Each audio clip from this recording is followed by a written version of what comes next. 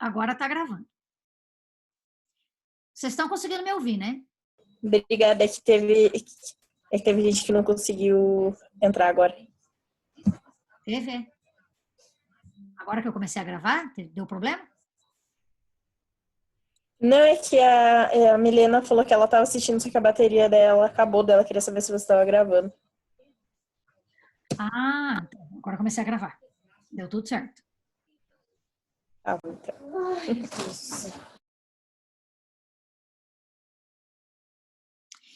Pessoal, falávamos aula passada sobre o potássio. Falei para vocês que a banana, apesar da fama da banana prevenir cãibras,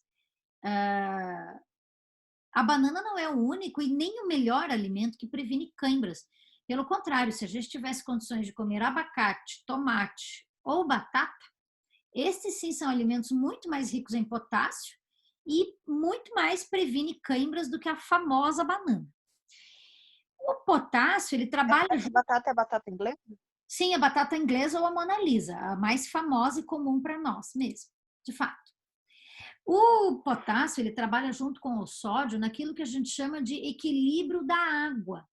E isso também participa também outro mineral que é o cloro.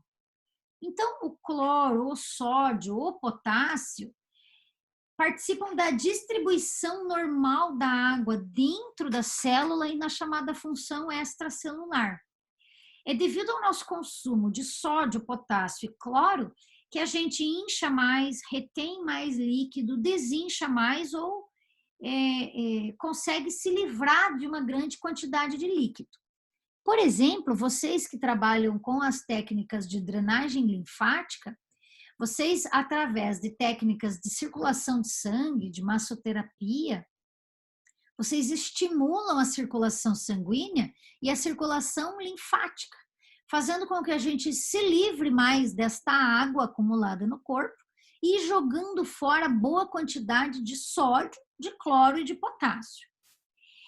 O cloro, potássio e o sódio são todos hidrossolúveis. Nós comemos através da dieta, mas nós jogamos fora através do suor, por exemplo. Você sabe, o nosso suor é salgado. A gente joga fora sódio todo dia através do suor. E também, logicamente, através da urina.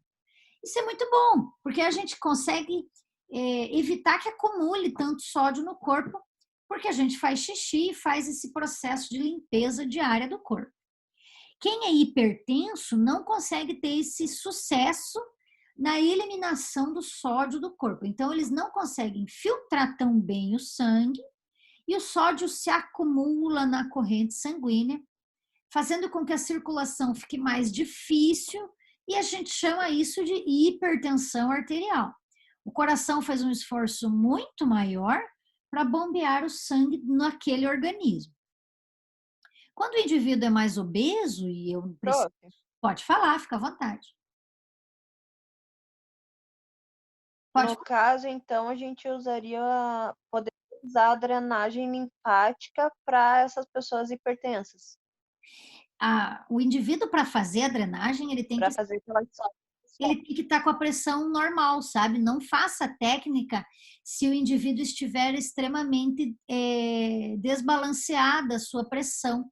O indivíduo pode passar mal durante o procedimento. Mas se o indivíduo é hipertenso, utiliza o medicamento e está com a pressão normal, porque o medicamento ajuda a controlar, a drenagem é um excelente método para ajudar ele a se livrar de tanto sal do corpo, desinchando toda essa água acumulada. É muito bom. Eu recomendo para as minhas pacientes no consultório fazerem drenagem linfática, aquelas mulheres que retêm muito líquido no período pré-menstrual.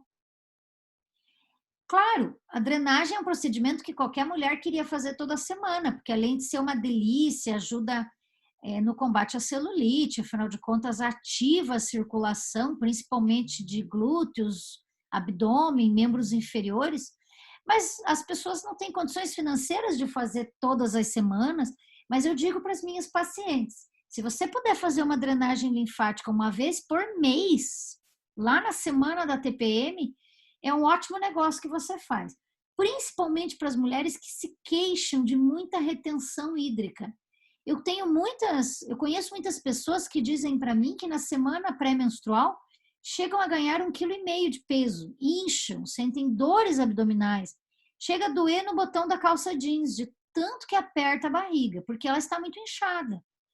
Pessoas que se sentem assim, mulheres que têm muita retenção hídrica, eu sugiro fazer drenagem linfática 1 vez por mês, para jogar fora esse monte de água e, por consequência, um monte de sódio, cloro e potássio também. Entendi. Prof, outra pergunta. Por favor. Como que a gente pega o cloro, assim, como que entra o cloro no nosso organismo? Então, é assim, a gente obtém o cloro através do consumo de sal de cozinha. O sal de cozinha, em sua composição química, é puramente cloreto de sódio. Cloreto de sódio é a composição do sal de cozinha. Cloreto de sódio, portanto, a gente está consumindo cloro e sódio ao consumir o sal. O cloro, ele é hidrossolúvel, então ele é absorvido na mucosa do intestino, no processo digestivo, e ele vai pela circulação sanguínea num sistema chamado sistema porta. E ele chega até o fígado. E é o fígado que decide para onde é que vai esse cloro. Quem toma essa decisão de para onde vai o cloro é o fígado. De fato, o fígado toma a decisão de para onde que vai tudo no nosso corpo.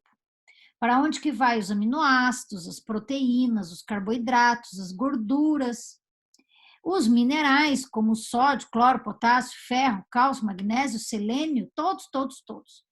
Para onde que vai o veneno que a gente come nos alimentos, os aditivos químicos, os corantes, os conservantes, o mercúrio que a gente toma tóxico através dos frutos do mar e dos peixes de origem marinha, que contém metais pesados em sua composição, todos os venenos das plantações, os herbicidas e pesticidas. Quem decide para onde vai todas essas porcarias, e as coisas boas também, é todo o fígado. Aí o fígado distribui o cloro para todas as células do organismo, porque é responsável por esse equilíbrio de retenção de água. E nós precisamos de água em todas as células, você sabe? 70% do nosso peso corporal é água. Então, que seja.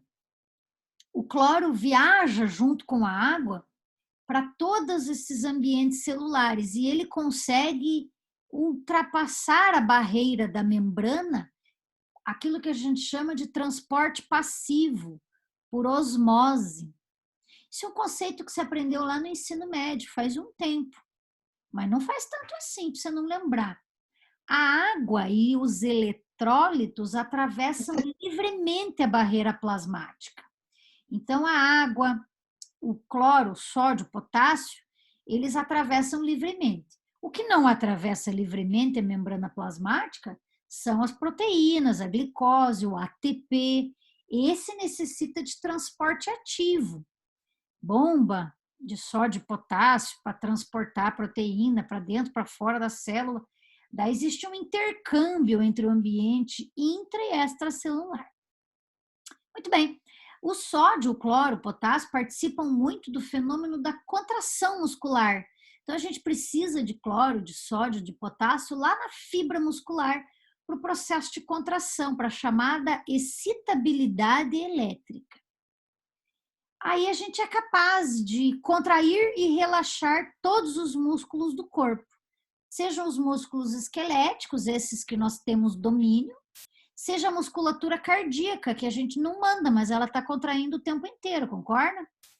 Ela é autônoma, nós não controlamos os movimentos, mas está acontecendo essa excitabilidade muscular o tempo todo. E para isso a gente consome cloro, potássio e sódio nesse fenômeno. Por isso, gente, que quando a gente sente cãibra, está faltando potássio. O que é a cãibra? É uma contração muscular forte, involuntária, que causa grave dor. A cãibra é uma dor forte, intensa, em uma musculatura específica, Quem já teve cãibra na panturrilha ou na sola do pé, é muito dolorido na sola do pé. O pé ele contrai de forma involuntária, a gente não tem muito controle sobre o processo. A cãibra pode se dar por várias razões, não é só por isso, mas as principais razões são de falta de cálcio ou de potássio no corpo. Também pode se dar por outras razões mais graves, doenças graves e tal. Mas de forma comum, para aquele que é praticante de atividade física, fez lá um movimento errado, acabou comprometendo a fibra muscular, dá uma dor bem forte. Observe aí nesse slide que você está vendo. Prof, qual que eram os alimentos que aumentavam o cálcio? Quais eram os alimentos, o quê? Que aumentava o nível de cálcio no corpo? Então, era nesse slide aqui que está nessa lateral. Não sei se você está acompanhando a lateral aqui. O cálcio, basicamente, entre as grandes fontes de cálcio, tem essa imagem que é mais bonita. Olha que bonita essa imagem. Entre as grandes fontes de cálcio, logicamente, os laticínios, claro, são as grandes e principais fontes. Mas não somente os laticínios. Observe esse slide falando das amêndoas, da couve, do gergelim, da linhaça, do melado, do tofu. Para quem é fã de soja, soja é muito rica em cálcio. Para quem gosta de farinha de soja, suco de soja, o queijo de soja, que é o famoso tofu, são muito ricos em sódio também. Em cálcio, perdão. Os laticínios, eles, claro, têm muito cálcio na sua composição. Esse slide não está muito bom, ele está meio distorcida a gravura, mas se você tomar um pouquinho de leite por dia, se você comer um iogurtinho de nada, daqueles pequenininho de criança, já tem 300 miligramas de cálcio. A gente precisa, nós mulheres em idade fértil, aí todas nós nos encontramos nessa faixa, nós precisamos de 1.000 a 1.200 miligramas de cálcio por dia. 1.000 a 1.200. Então, se você tomar um copinho de leite de manhã com café e um copinho de leite à tarde, só nessa brincadeira já deu metade do cálcio que você precisa para o dia inteiro. Só nesse meio copinho aí de manhã e à tarde. Ah, mas você comeu um pedaço de queijo no pão. Ah, mas você comeu uma salada que tinha couve. Ah, mas você comeu um peixe. Não, mas você comeu uma coisa que vai amendoim. Já são outras fontes de cálcio espalhadas ao longo do dia. Então, os lácteos, mas também os vegetais de folhas verdes e também o peixe, sardinha, por exemplo, peixes do mar, peixes marinhos, portanto, e não peixe de rio e peixe de tanque, né? Peixe de água doce não tem. Mas peixe de água salgada, peixe de mar, todos eles têm muito cálcio.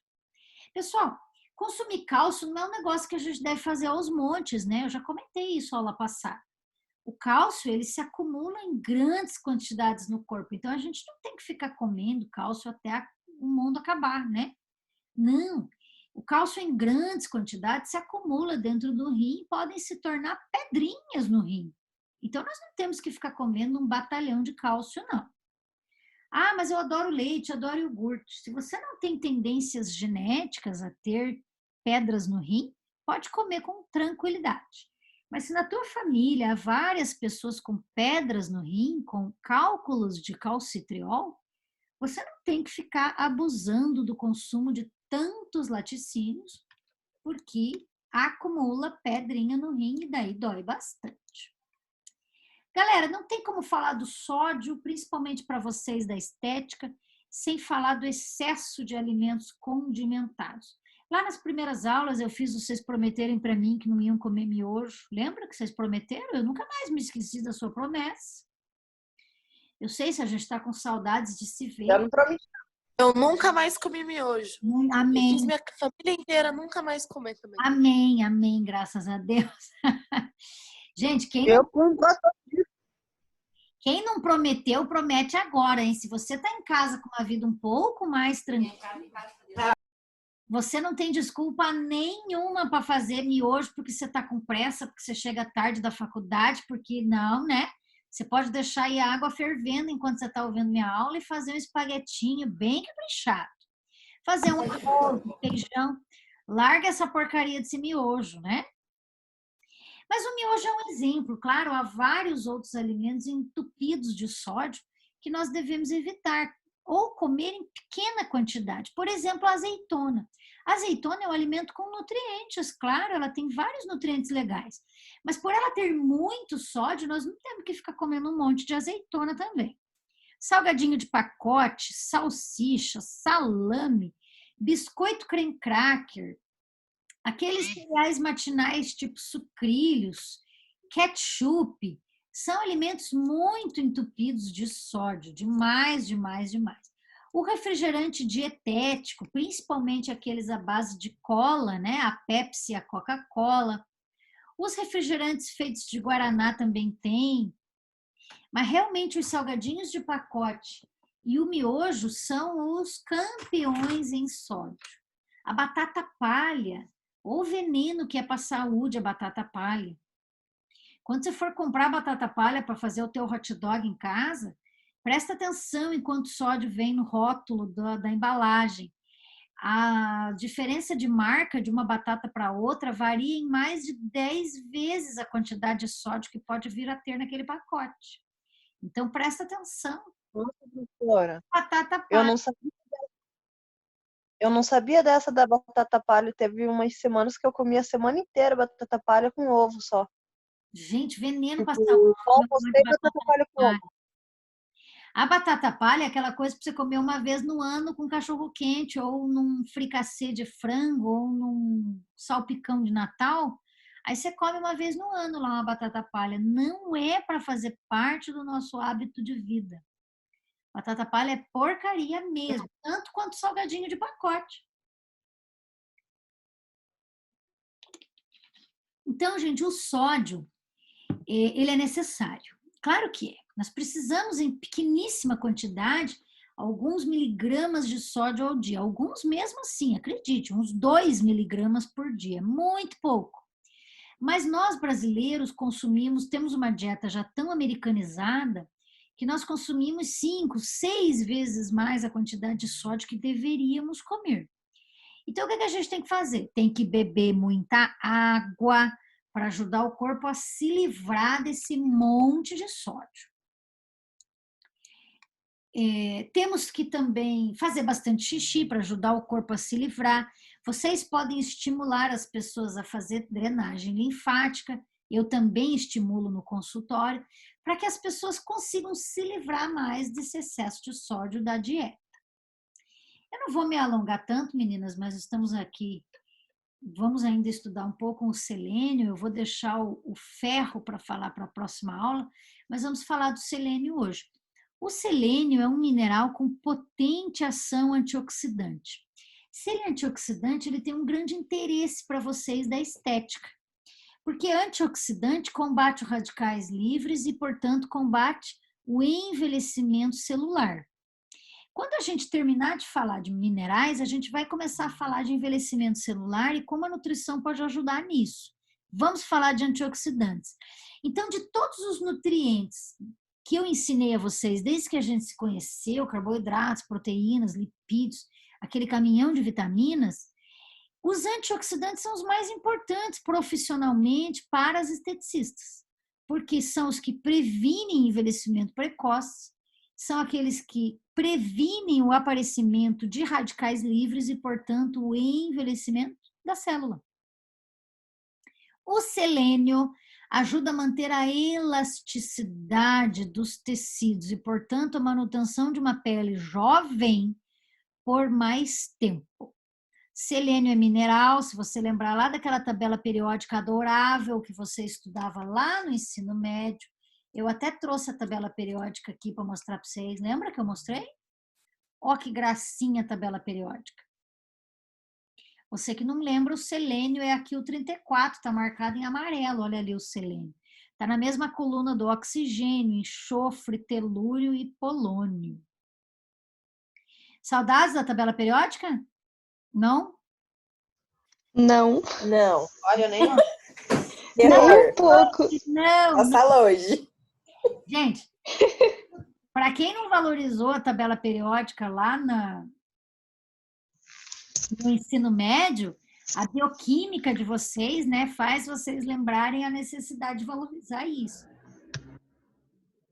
Vocês precisam estudar bioquímica para entender o procedimento, né, o efeito dos procedimentos como carboxiterapia geram no organismo humano, ou também a necessidade de cuidarmos com indivíduos alérgicos, os efeitos colaterais das nossas técnicas, como maquiagem definitiva, rena, são produtos que geram reações químicas no nosso corpo. E, portanto, nós precisamos estudar bioquímica. Então, não dá para passar longe dessa tabela periódica, não, né? Tem que lembrar da importância dela.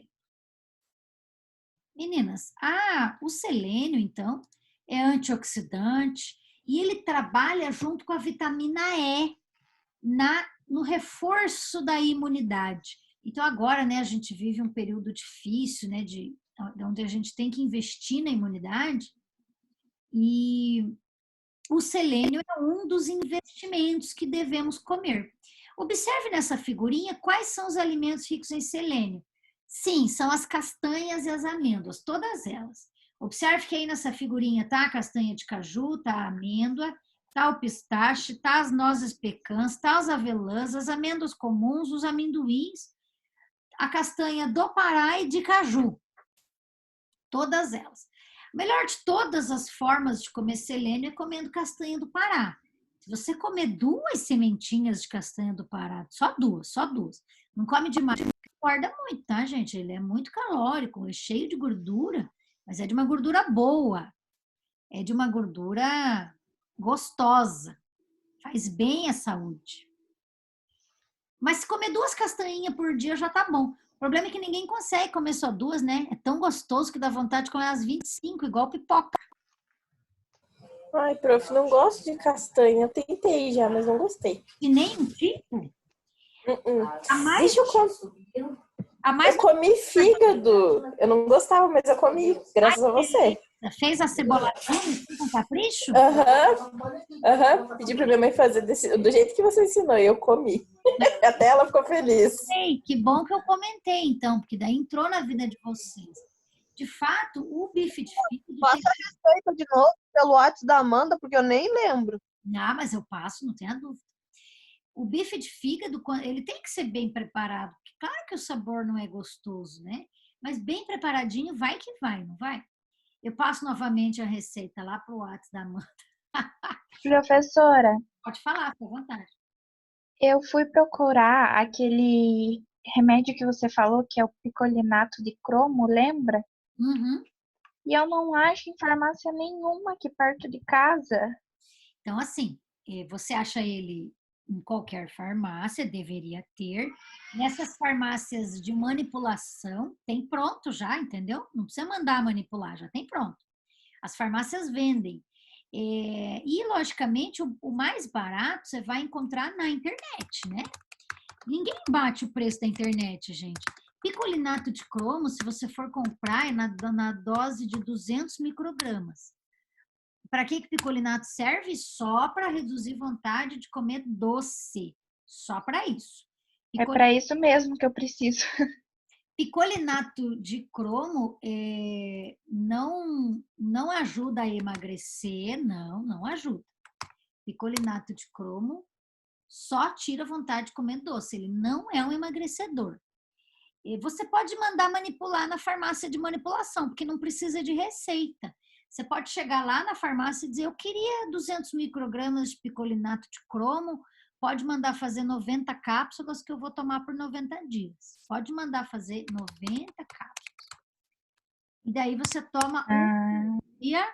A posologia é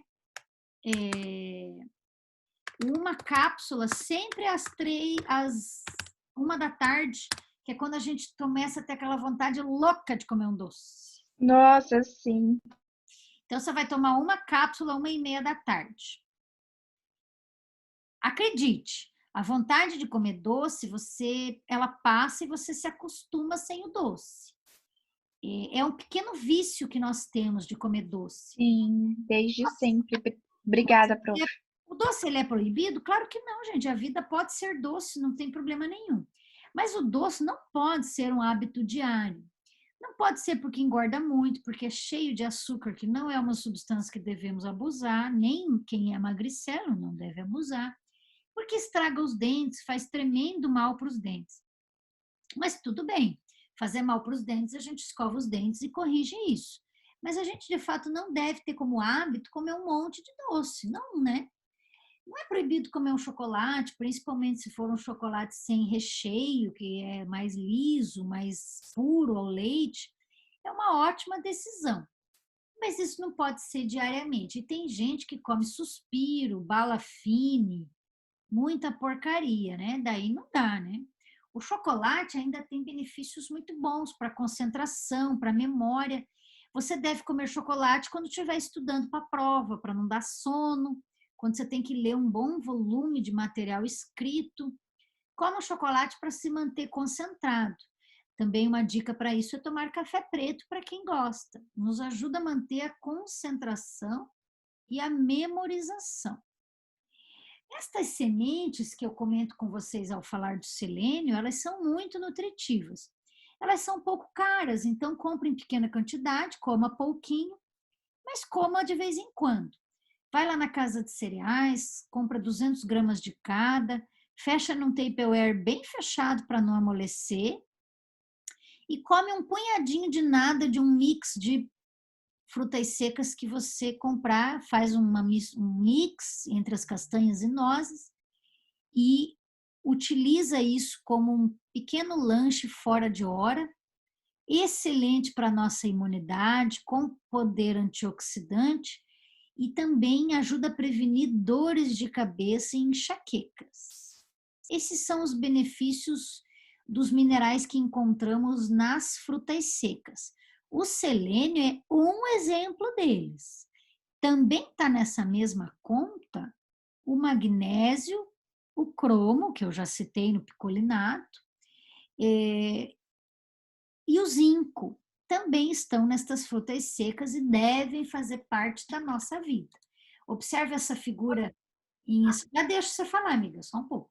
Observe essa figura que mostra as propriedades antioxidantes do selênio que chegam a prevenir o câncer de próstata, por exemplo. Mas não é que só previne o câncer de próstata. O alimento antioxidante, ele previne todos os tipos de câncer. Porque o aparecimento do câncer nada é mais do que a formação de um tumor, de uma célula tumoral que começa a ir crescendo, crescendo, crescendo e se transformando num câncer. Então, quando a gente previne a formação tumoral, a gente está prevenindo todos os tipos de câncer, câncer intestinal, gástrico, de mama, próstata, de todos os tipos de câncer diferentes. Quem ia falar alguma coisa lá? Eu perguntei se o amendoim também era. O amendoim também é. O amendoim é uma fonte menor, sabe? Não é uma fonte tão boa, mas também é sim. As outras frutas secas, que são mais caras que o amendoim, elas são de fato mais nutritivas. Então, se você puder, se você tiver condições de consumir nozes, castanha do Pará, amêndoas, elas são mais nutritivas do que o amendoim. Também, quando for comprar o amendoim, já não compre ele já salgado, porque eles adicionam muito sal para aperitivo, né? As pessoas gostam de comer amendoim como aperitivo, tomando uma cerveja.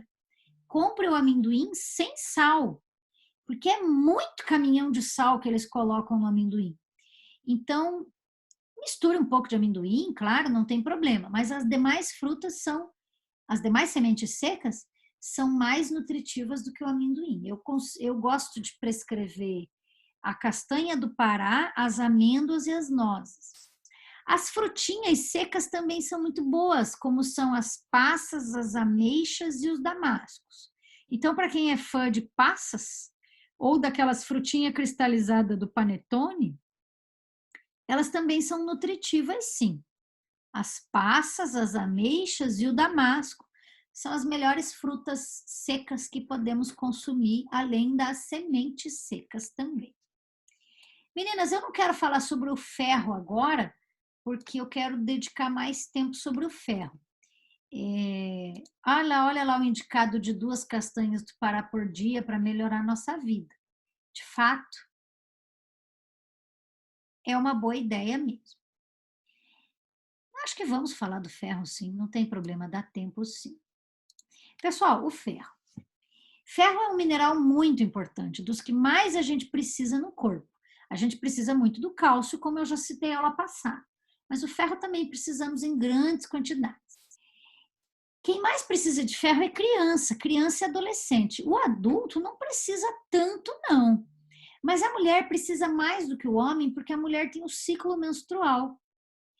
E no período menstrual, a mulher perde muito ferro no processo da menstruação, né? Esse ciclo menstrual faz com que a mulher todo mês perca muito ferro. O que isso quer dizer? Que a mulher tem que comer mais ferro do que o homem, sim. E ele pode ser consumido na forma de carne, na forma de feijão, de beterraba, de couve, de bife de fígado, que eu vivo falando bem dele. Há várias formas, mas mulher precisa comer bem ferro, sim. Puxa, esse slide não ficou com muita qualidade de imagem, ele está meio distorcido, mas ele mostra aqui as necessidades de ferro em cada uma das faixas humanas. Quando bebês precisam de somente 7 miligramas, crianças de 10 miligramas, homens de 10 também. Mulheres precisam de 8 a 18 miligramas de ferro, é muito mais ferro que o homem. Gestantes precisam de mais ainda, porque estão construindo o corpo do bebê. E o sangue do bebê, inclusive no período gestacional. Então, gestantes precisam de muito mais ferro. Por isso que os médicos prescrevem ferro, e os nutricionistas também, para mulheres gestantes. Se eu descubro que uma mulher está gestante, se ela vai na consulta no comecinho da gestação, se ela vai no consultório, eu já prescrevo ferro e ácido fólico para gestante, para garantir que o aporte de ferro vai ser satisfatório. Meninas, eu quero parar por aqui, porque eu tenho muitas coisas a dizer a vocês, e a gente vai começando a sair do assunto de minerais e entrando nesse assunto de antioxidantes, radicais livres, entrando num assunto um pouco mais específico da estética, e eu quero fazer isso com calma, né? Já são 10 horas da noite, eu quero que vocês vão lá fazer o fórum, e eu quero, né, dar esse conteúdo de forma bem legal para vocês também. No fórum, eu de propósito provoco vocês a pesquisar os assuntos. Você pode usar esses slides que você já tem desde a aula passada, claro, mas outras fontes de internet para responder o fórum. Eu estou pensando, e quero até a opinião de vocês sobre isso, da gente não deixar aquele fórum valendo nota lá para o final do bimestre, lá para junho. Senão vai acumular com muitas outras atividades e mais as semanas de provas. Vocês já sabem que a semana de prova de vocês é a última do mês de junho, não sabe? Vocês também já sabem que a AEP tem até 19 de junho para lançar. Os professores estão colocando as AEPs para vocês no estúdio, mas tem até 19 de junho para lançar a AEP, para postar a AEP. Então, eu vou colocar aqui para vocês no bate-papo, para você não esquecer, a AEP até 19 de junho e na última semana de junho as provas.